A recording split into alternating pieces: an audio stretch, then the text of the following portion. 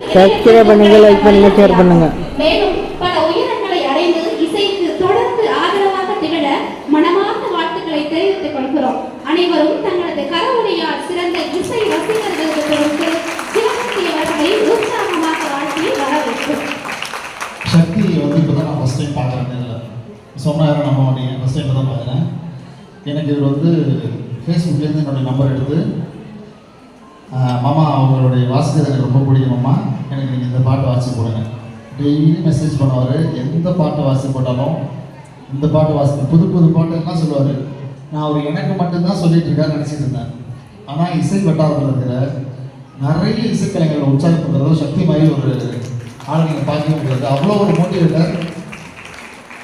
அவர் வந்து ரொம்ப அழகாக தமிழும் வச்சுட்டு வாசிப்பார். ரொம்ப ஒரு எனக்கு ஆச்சரியமான விஷயம். அதனால் சக்தியை கண்டிப்பாக இந்த இடத்துல கௌரவப்படுத்தி ஆகணும்.